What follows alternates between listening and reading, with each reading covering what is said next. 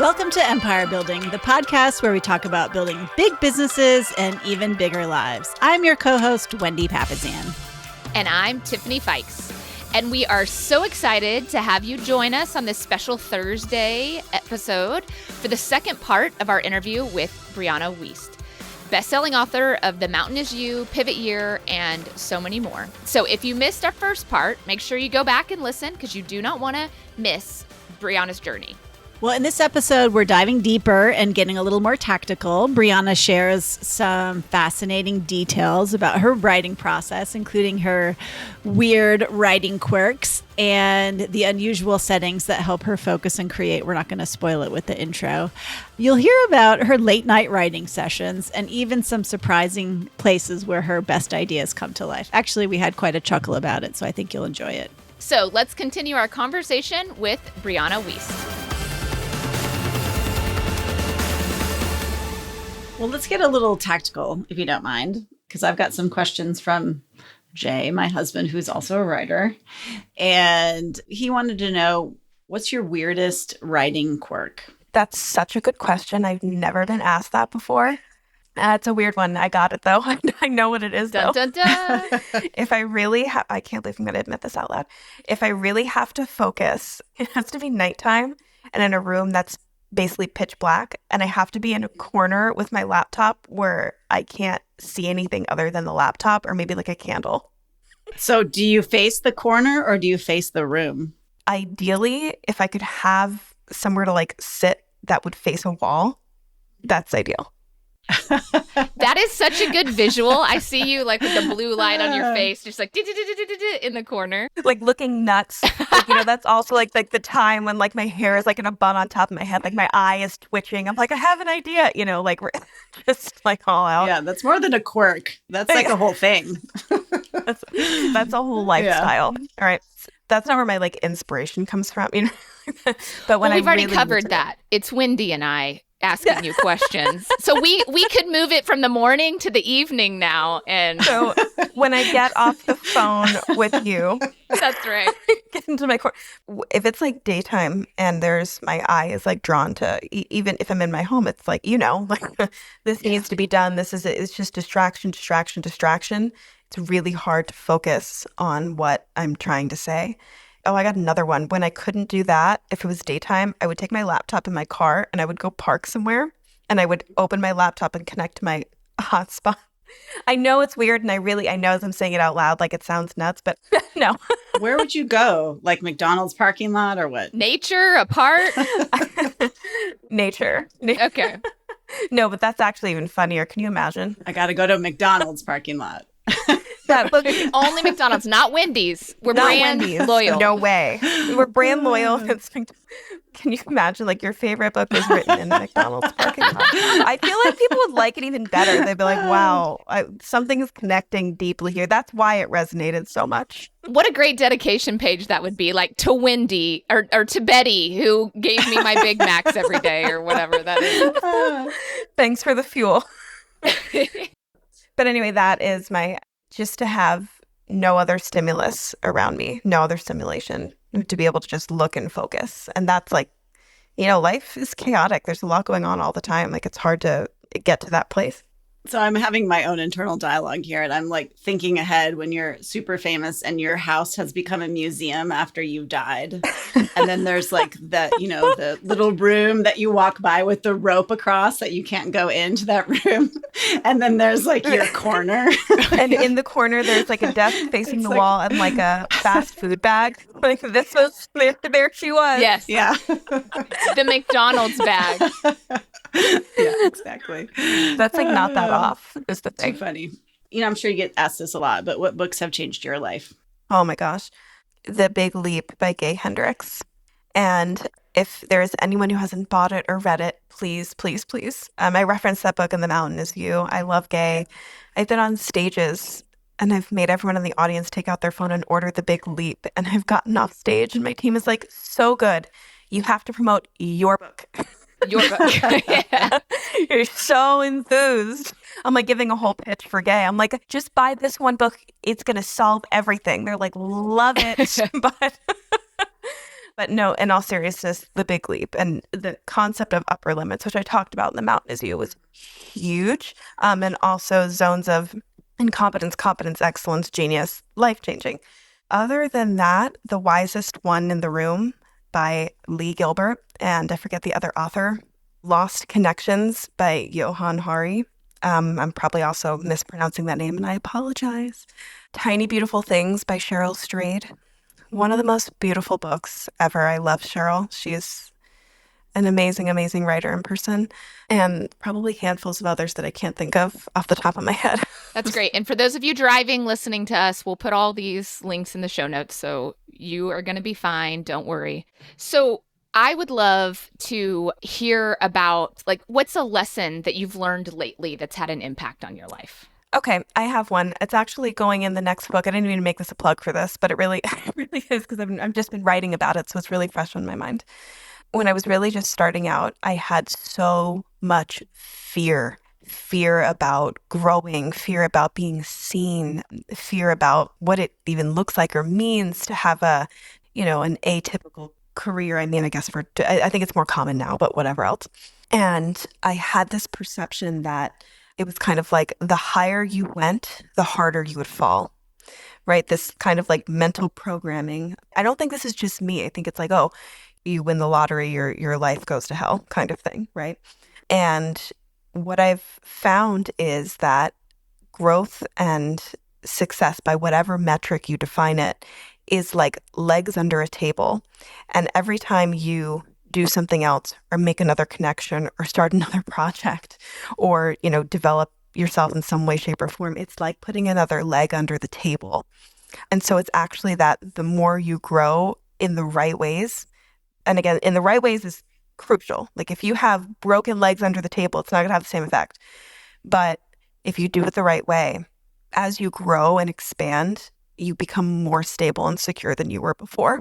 So it's not the higher you go, the harder you fall. It's the more you solidify your foundation, the more stable your life becomes. And rewriting that limiting belief, that mental program has been absolutely huge. And I've been absolutely stunned by it, because if you would have asked me 5 years ago, could you, do this? I would have been terrified. I'd been like, oh, no, never. You're crazy. Like I couldn't, have books in all these languages and all this would be so overwhelming and everyone's going to hate me. You just have all of these thoughts. And what I've found is I feel the hardest part is the beginning. The hardest part is the rocket launch until it's in orbit. And it's the hardest part and it's the scariest part.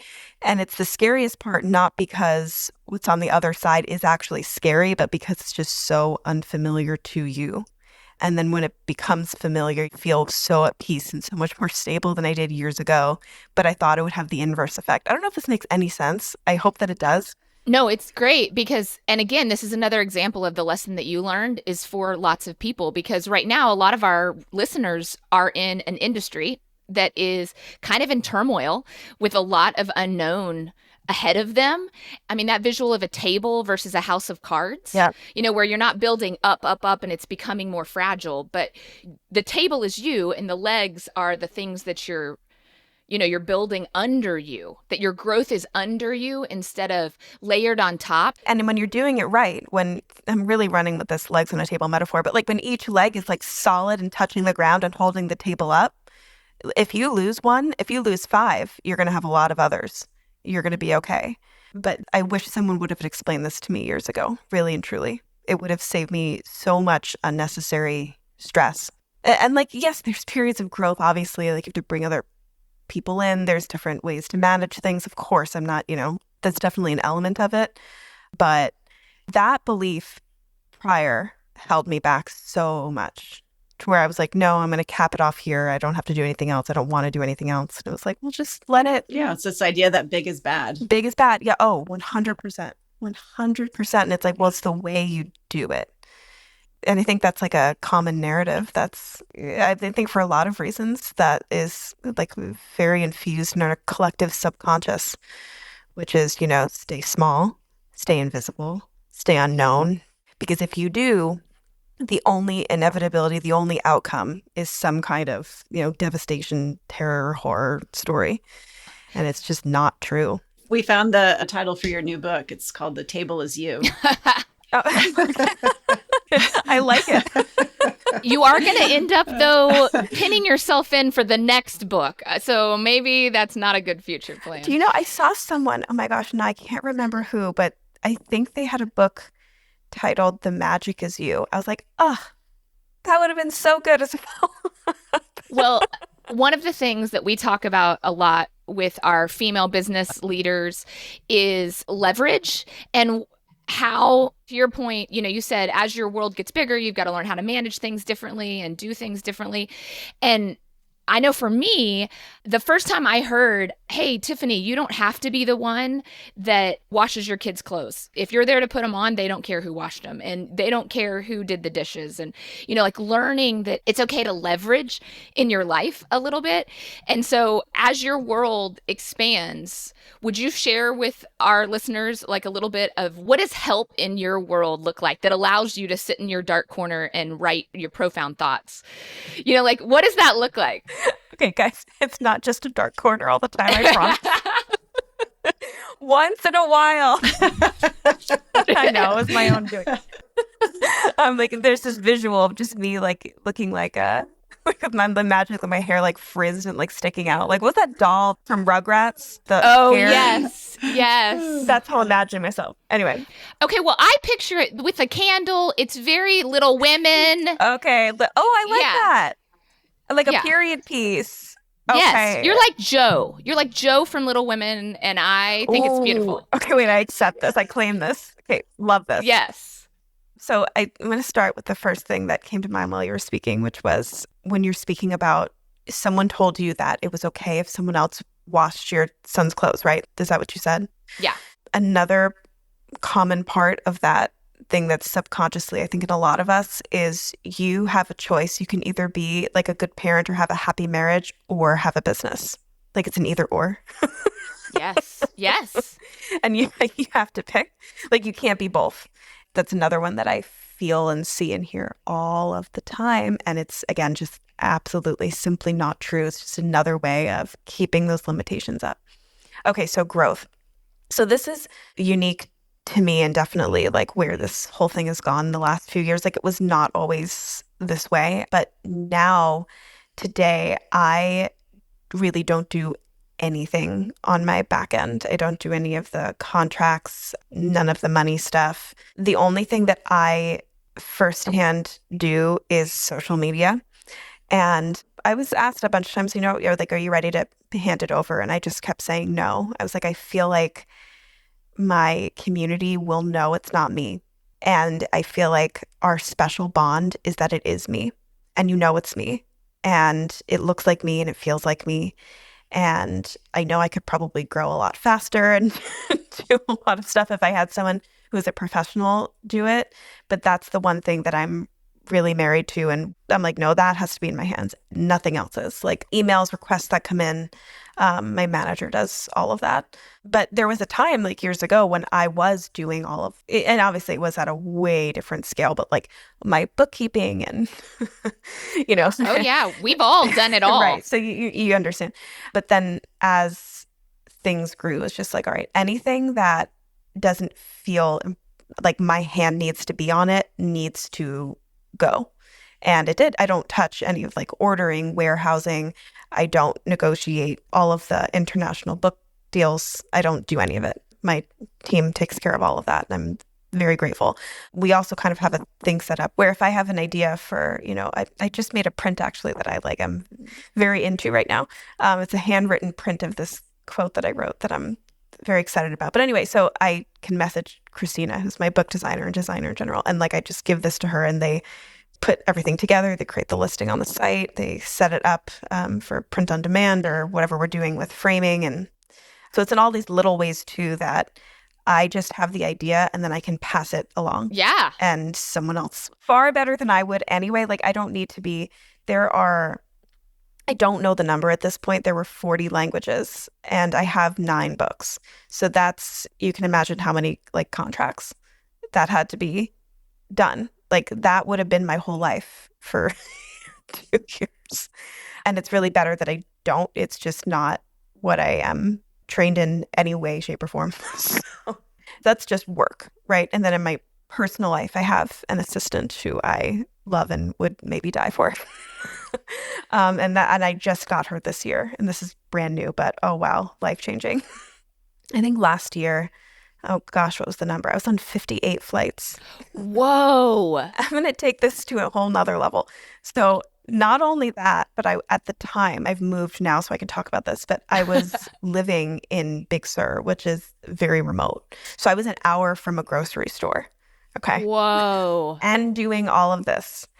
And basically everyone in my life and my own self, I was like, all right, legs under the table, baby. I was like, I need to meet myself where I'm at this moment and see what my life is asking. And I need support. I need a lot more support in very practical ways. And just even like prepping for all of these. Just packing and unpacking for it, like. Yeah.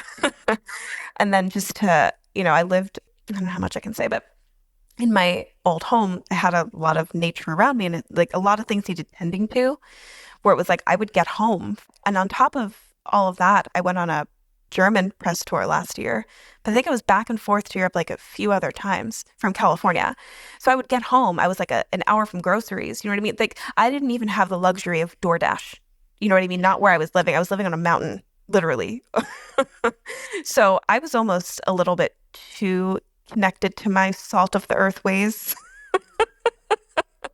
But I think that resonates. Like, I think a lot of people, they're just doing it and you don't realize it's insane until you don't do it anymore. I look back on my life now and I'm like, girl, you were nuts. But I didn't really know any different, to be honest with you. You know what I mean? Like, I didn't even really think any differently about anything. So I was like, I didn't even know what else was like available until I reached a point of I'm really tired and I need help.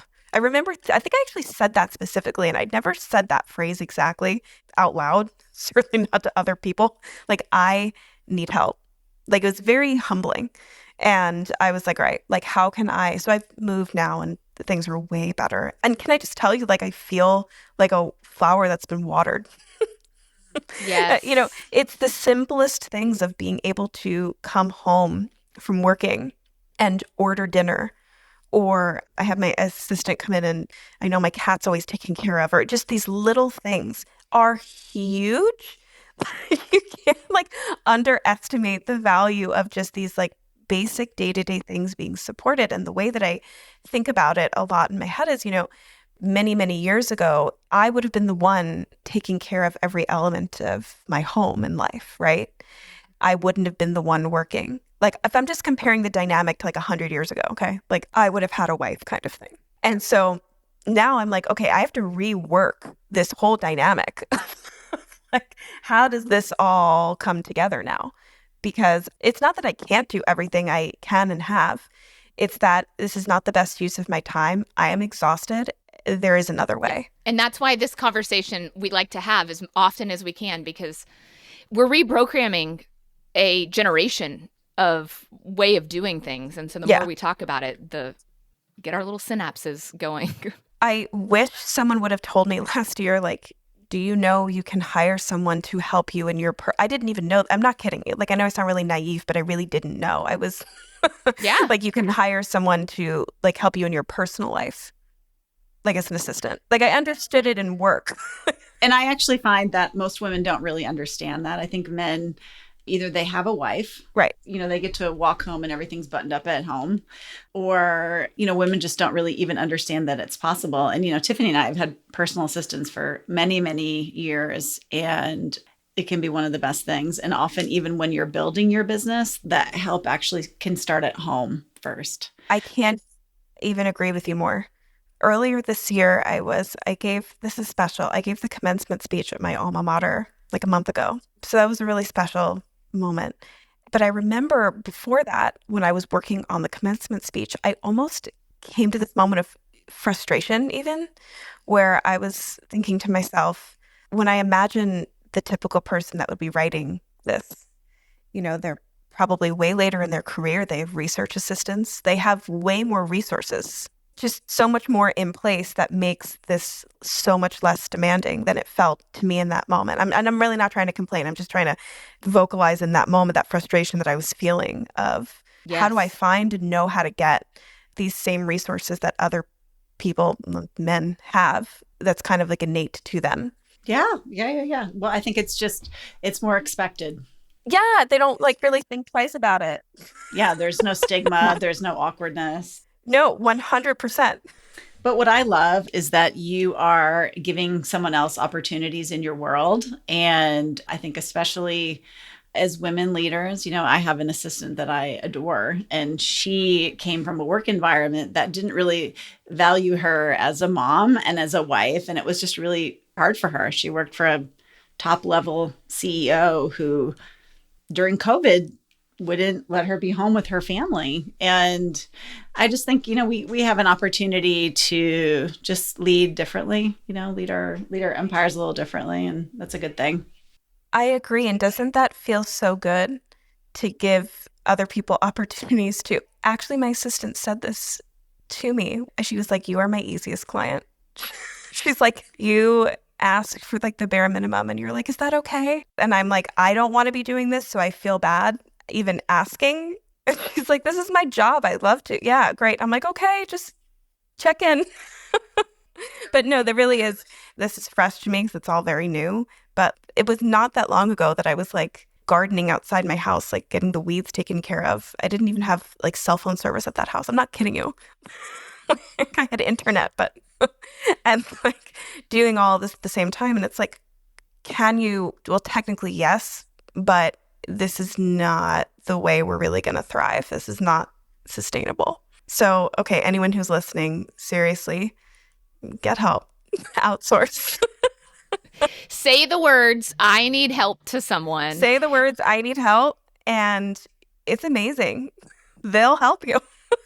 Well, as we wrap up, is there anything coming up that we haven't asked you about that you want to tell everybody about? I feel a reignited passion, thank you, to return to this book and book writing. And I feel it really is such a special conversation for, women who are, building businesses and just learning to find what their dynamic is going to be. I feel like we're just all in this like breakthrough period of like human life, of just figuring it all out together. And I like that community and that connection, and having these conversations is so important. And I'm so happy to be part of it. Well, we so look forward to seeing you at our big event in Miami in September. And I actually hope that you can participate in some of what we're doing there, because I do believe it'll fill your cup after our discussion today. I believe you're actually part of our tribe. And so I feel that, and I would love to. Yeah. And then just text me your phone number so that we can start that morning thing. Yeah. You call me tomorrow morning, and then I can go back to my corner. Yes. Well, thank you so much for joining us today. And thank you for all the wisdom you shared. And I just can't wait for your new book, whatever the title may be. Thank you so much. We hope you've enjoyed this 2-part series as much as we have.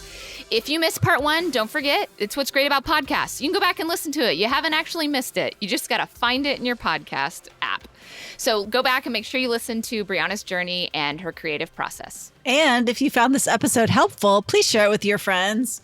Give us a 5-star rating and review. Your feedback means the world to us. We read every review we get, and we cherish them greatly.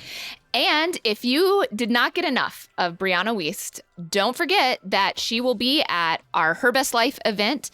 And it is a great opportunity for you to spend some time with some like-minded women, as well as some more time learning from Brianna. So go to herbestlife.com to secure your spot now. Yes, it's herbestlife.com/events. And there are a few VIP tickets left. So we have a special session booked for I think there's just 25 tickets left. So if you're interested in doing a deeper dive with Brianna, she's got a special session just for the VIP ticket holders at the Her Best Life event in Miami. And until then, keep building your big business and even bigger life. Thanks for tuning in, and we'll see you soon. Bye.